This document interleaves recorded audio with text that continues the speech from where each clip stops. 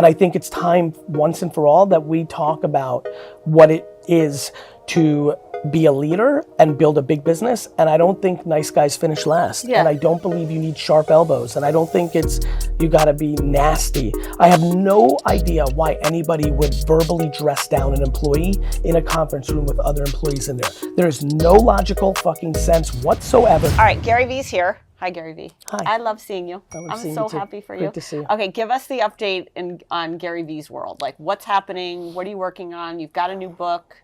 There's always a lot going on. I think right now, trying to balance how intense VeeFriends, my NFT project, and how explosive the VaynerX holding co. Balancing being CEO of two companies of that size is a new challenge. Yep. I've done it before with Wine Library. Yep. When I kind of left my dad's business.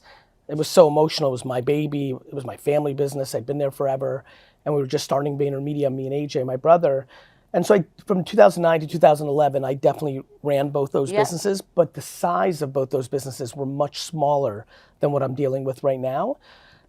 Plus, it's the moment in Web3, meaning, you know, there's only these 12 to 36 month windows where the whole industry is shaping in front of you, and there's a lot of good getting during that time, right? Investing, If you can talent. get in early. Timing matters and stuff like that. Yeah, that's right. So just trying to balance that, I think, is really intense and challenging and exciting. And then, you know, what's actually being affected by that, because it's really a lot of time and effort, is I'm producing a hair less content than I have over the last 6 years. Do your fans notice it? I'm not sure. I haven't seen too many comments, but my output that I believe in so much, you know, I do believe that quantity is very underrated in social media content, is down. On the flip side, me and my team are really, really pushing the envelope to try to make every post have more oomph. And so, you know, trying to figure out how to balance the content output that really brings me a lot of joy. You know, I think for me, I've realized in the last 3 or 4 years that speaking and the GaryVee thing has a lot more to do with the legacy, the DMs of like, I mean, the post I posted on the way here, guy comes up to me at the secret wine party at the Super Bowl and tells me like, you got me out of debt. Like, if you watch that clip. I'm 41 years old. Nobody believed me. And I bought an NFT. You got me out of debt. Thank you, man. I'm really proud of you. Right? Thank you. I love you. You got yourself out of debt. Thank you. You got yourself out of debt. Proud of you, bro. Thank you. That is a 40-year-old man who clearly had a lot of weight on his chest for 20 years. And like 4 pieces of content changed the outcome of his life. That's a high. Yeah. I think that's where you get your energy. 100%. I can't replicate that of like a good NFT flip or landing a $10 million account. And so just balancing that. Okay. And at this stage in your life, like, what are you still learning? What do you feel like you've mastered, and what do you feel like you're still learning? That's a good question. I'm still learning about myself. You know, in the new book, I talk about Candor. I mean, it took me, you know, what's crazy for people watching this is GaryVee's biggest strength is candor. But I'm not talking to anybody. I'm talking to the world. And thus, I'm not hurting Dustin's feeling or Johnny's feelings or Susan's feelings. As an operator for 20 plus years, I did everything I could to fix a situation without telling somebody they stunk. Are you conflict avoidant? Yes. But what made me build big businesses was not at 12:01. Okay, got it. Yeah. At 11:59 I was. Yes. At 12:01 I wasn't. I would always do the thing that the business needed. You got it done. But it was it was so, and what I learned and why I wrote about it was so sloppy from 10:30 p.m. to 12:01. That's right. And the angst and the And so what would happen, you know, really how it started was I was reading a Facebook group of former employees, and there was enough people in there that were not loving me. And I kind of just read it and looked at it and I was like, this is a problem. It's time I fix this. I know who I am. I have no ill will. I only have deep love for my employees. I don't value the money enough to be, why am I in this situation where these people don't feel great towards me and they've worked for me? It's one thing when like Johnny Pants 47 leaves a comment and says, you're full of shit. Yeah. That means nothing. You're like, shut up. Yeah, in the same way that somebody says you're the GOAT and they don't know you, you can't go high or low correct. if you don't know somebody. But when I'm reading somebody who worked for me for 19 months and I feel like I had interactions with them and I know how I run Vayner and they're like, fuck Gary, I'm like, fuck. And when I kind of really dissected it, all of the people that were not pumped all had sloppy exits, whether I got them to quit through them feeling it. Subtlety. Or they were pushed out. On Thursday, I would see them in the hall and be like, Karen, keep rocking it. Yeah. And on Monday, we're like, you gotta Karen's go. Gone. Yeah. And like that was a real shortcoming. And so I talk a lot about it. And I talk about how I put the word kind in front of candor, and it shifted everything for me 3-4 years ago. I just can deal with it more. I can deliver it more. And I practice it more. And it's made substantial. I mean, VaynerX's revenue, business, the P&L, is dramatically stronger today because its CEO got better at candor. Yeah. Yep. It trickled down. My greatest belief is that a leader's number one goal is to eliminate fear. Hence why it was hard for me to say, Sally, you know, you're really not doing well and we're going to need to get this better. My thought was Sally leaves my office, goes and gets upset. Johnny leaves my office, goes and gets upset, gets scared, goes on LinkedIn and starts updating. Shit's all over. Yeah. Yeah, like I feel like candor leads to fear. And that's how I saw it for a long time. And that's wrong. But the reason I don't call it candor in the book and call it kind candor is what I know for a fact is over the last 25 years, I've witnessed unlimited inside of my companies or the hundreds of companies I've invested in that people use candor as an excuse to be mean.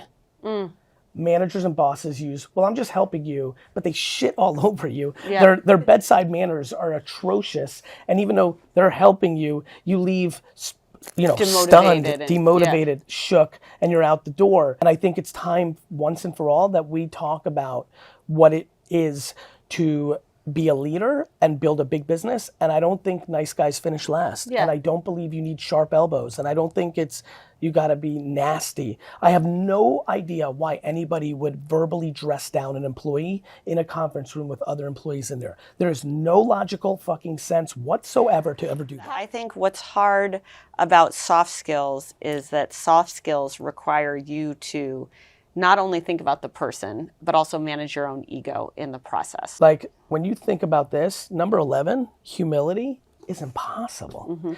One of the great things for everybody who's watching, because we're talking a little bit about management right now, but this is written for entrepreneur, employee. One of the scenarios in this book is you and your friend are both in the same department. You are best friends and they get the promotion and you don't.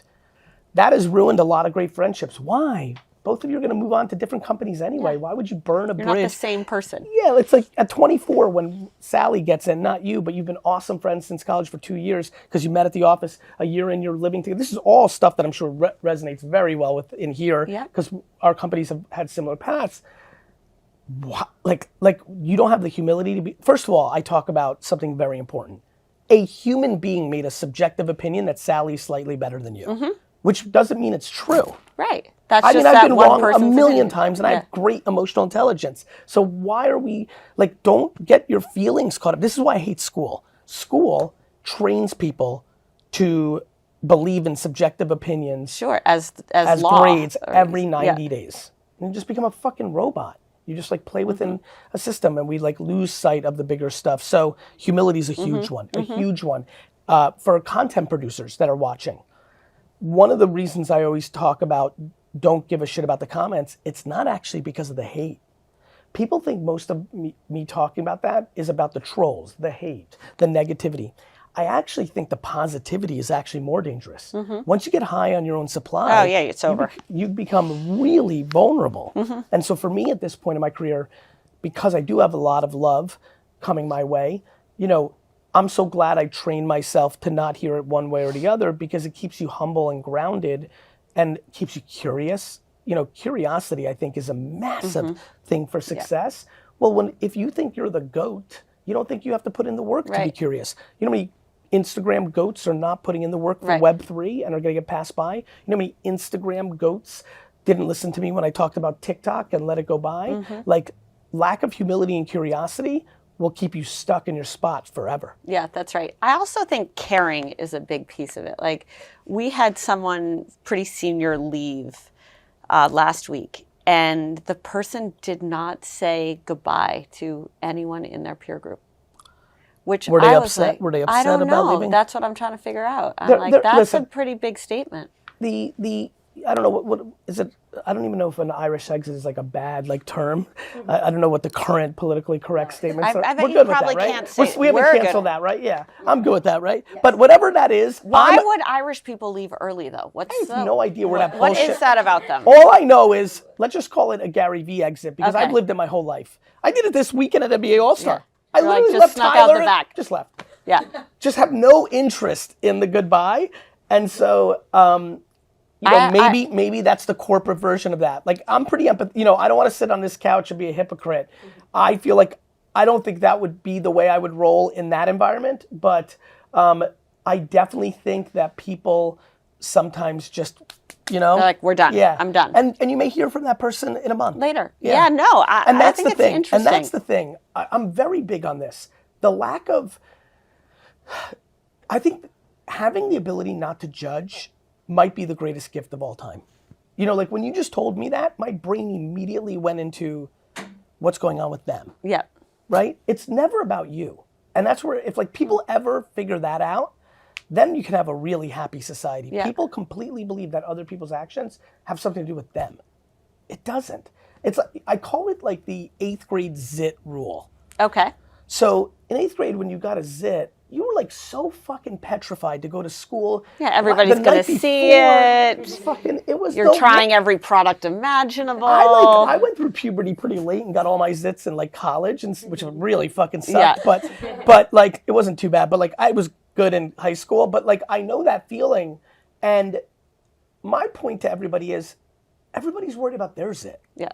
Like when you come to school, nobody cares about your zit. They're worried about their zit. Yeah, and the that's person that actually would pick on you for that, they're in the worst spot because they're so insecure that they're going to attack you first before you get to them. Sure, they're going to deflect off their And zit. I think grown-ups just still play in high school. Yeah, yeah. Like I think we're in a place where like all the same shit keeps playing out, and I think a lot of what I wanted to talk about in this book was, let's reframe shit because we can. Yeah. One quick question for you on this is what's your advice to people for how they train themselves, right? Because a lot of what you're talking about is self-control, humility, living by your values, talk about how you train yourself to have better soft skills. That's a great question. I think, hence why I wrote this, I think it starts first with self-awareness. I think everybody has to look in the mirror and genuinely challenge themselves and say, what am I hiding? What am I full of shit about? The only way you can fix things is acknowledging them. There's no shot that you're going to fix it if you're still in the delusion that you don't have a problem. Correct. Yep. I subconsciously knew the Candor thing was fucked up. Mm-hmm. Yeah, you knew forever. Forever. Of course. Like, you knew in the 10:30 to 12:01 block how much that sucked. You knew it sucked. Yes. It would happen infrequently enough that the net could avoid it. That's yeah. right. And it was a lack of accountability, which is my biggest strength in business. But of course, because it's my half, this is where I wasn't accountable. I'm like, Susan should have known she sucked. It was very obvious that Susan How the fuck sucked. does Ricky not get it? Yeah. Fucking Ricky. Like, he should have, like, come on. Right? And it was also a level of ego. I would care about them so much because I go very family with employees pretty fast.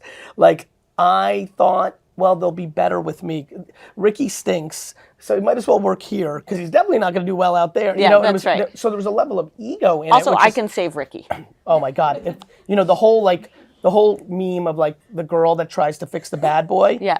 Oh my God! I would have been the worst Yeah. girl. Like I would have tried to fix every. That would have been You my. would have. That would have been my job. 20. I would. Yeah. That's the only dudes Yeah. I would have dated, especially 5 o'clock shadow, light Yeah. eyes. I would have Yeah. been dead. Yeah. So anyway, I That man is irresistible. I really think that it comes down. The answer to your question is accountability and self-reflection and truly challenging yourself to have the combo. The reason gratitude is number one is the whole thing starts with gratitude. If anybody who lives in a first world country should really take a step back and understand that there's 850 million people, almost three times the size of America, Right now, as we sit and film this, there are 850 million people that do not have access to clean water. Like, you're complaining that you didn't go viral on TikTok this month? Like, you're upset that your Uber's 5 minutes late, or you don't have Wi-Fi on United on the way back? We just aren't grateful. We're not grateful. Yeah. Switching gears a little bit, for this audience, talk about Web3. So a lot of you in your 20s, 30s, and 40s don't realize that you just became your parents by dismissing NFTs. The same way you're shitting on NFTs is the same way that your parents shit on social media, and shit internet. On cell phones, shit on the internet. And like, it's a cold shower for a lot of people to hear that. Like, here's the point. Web3 means a lot of things, but the thing that we're all focusing on right now is the consumer blockchain.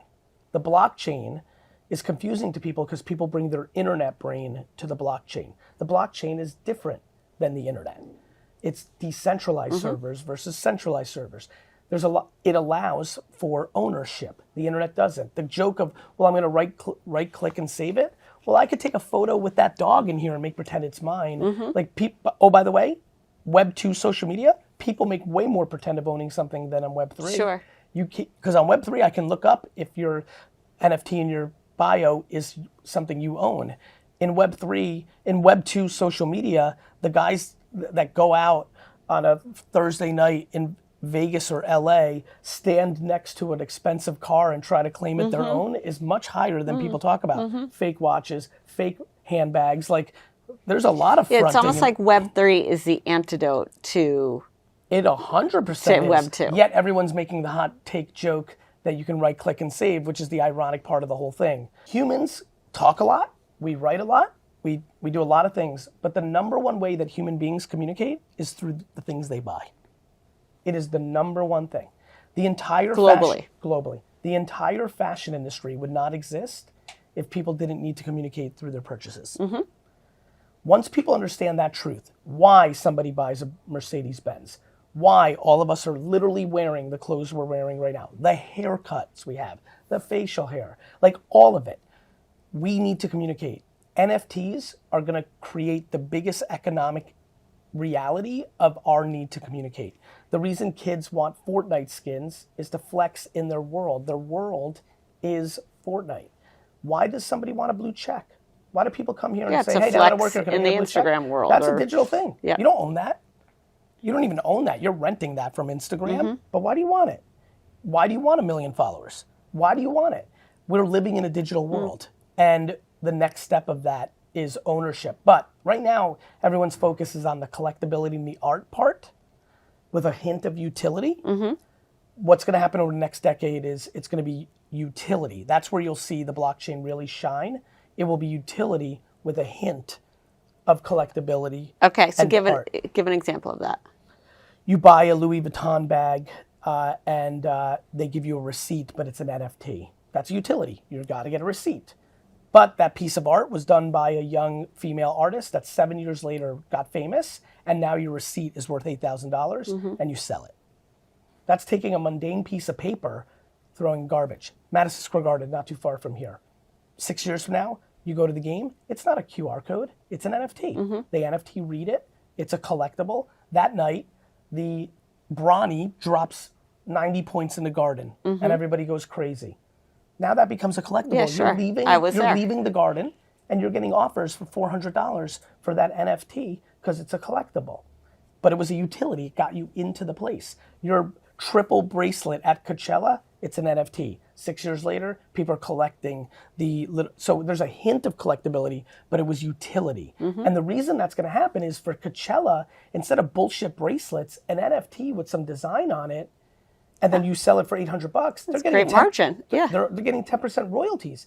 Everybody's getting into the record business. Everybody's getting into the publishing business, and it's going to affect everything. Music. No longer are you going to sign with a record label. You're going to sell an NFT to get 20% of the royalties of your new project. Now your fans are making a piece of the money from Spotify, not the label. It's going to change the world, and everybody is underestimating. But this is what I love about being an owner of an NFT project. You can make it valuable for your audience. You're the central bank. Sure. Everybody sees people with audiences come in and they get worried, is it going to be bad? It should be good if the person has good intent. Yep. GaryVee, you're a fucking genius. I love you. You're just inspiring to me. All right, 5 questions. Let's do it. First 30 minutes of your morning.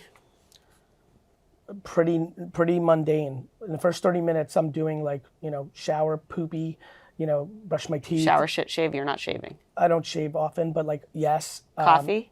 Yes. I like coffee. Kind of just makes me feel like the day's starting. Grabbing your phone, not grabbing your phone. Immediate grab phone. I know a lot of people are doing the whole progressive thing. That's not for you. Not for me. I'm a firefighter. I have offices in Singapore, London. Yeah. I have to make sure nothing is burning down. Yeah. I don't have that luxury. Yep. That's and what you also love it. You love what you do. I do love it, but but honestly, it's not the best part of the job. Like, this is where I'm in love with the number 2 or the number 3 or the number 4 for a lot of, unless you have the stomach to be a number 1, it's not exciting to wake up and be like, what are the problems? Yeah. All I do is like, what are the problems? Yeah, you're like, that's what my day is like. All right, what's something you do every day? That was a fire hose, not a gun, everybody. Yeah, no, I don't know. It depends on who you ask. But what's something you do every day without fail? Every day, I have a moment where I just say thank you that nobody I love died. Okay. Every day. Every day. It really works for me. It's the ultimate version of gratitude. I'm just grateful that the people I love were still with me today. Yep. It's big for me. Do you make any time to do the yard sale thing anymore? Oh yeah, I'm literally it was a little warm in New York the last couple days. Yeah, this weekend was amazing. I'm like, it's coming. Season's here. TrashTalk is very important to me because when I talk about NFTs or I talk about investing in startups or I talk about the stuff we talked about here, many people DM me and say things like, Gary, I only have $90, so I'm not buying shit. And so that kept building, and I'm like, you know what? I'm going to start making content of what I did when I had $90 in high school and college when I had no fucking money at all and I wanted it. I garage saled, and I didn't even have eBay yet. Like, I used to buy this shit and sell it at flea markets. That was fucking hard. When my brother was a kid, 11 years younger than me, and we started doing it, we had eBay, and that was insane. Early eBay, you got really paid in garage selling. And it's probably the thing I'm most excited about. The amount of people that hit me up and say, hey, I made $8,000 this summer. Yeah, you're so fired up. It's like your victory. And it's emotional stuff. It's, hey, I made $8,000. I paid down some credit card debt, and I'm taking my kids to Disney World this Christmas. Yeah. Like, that's some tear shit. Yeah, absolutely. It feels nice instead of sleeping in on a Saturday.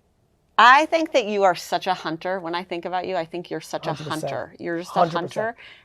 But you also have this rare gift where you're not just out for you. Like, you're sharing your hunting, which I think is so generous. It's something I'm very, thank you. I think that's right. And it's, again, back to humility. It's like, I got the luck of the draw of great parenting, circumstance, and DNA. But yeah, I want everybody who allocates any time to consuming me to win too. Yeah, that's right. Why wouldn't I? Yeah, absolutely. It doesn't come out of me. What gives you hope right now? People give me hope. I think human beings are massively underrated. I'm very in tune and aware that everyone's super hot on saying how much we suck right now. I see it the complete other way.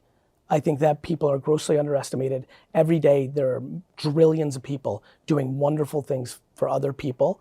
And human beings give me tremendous hope.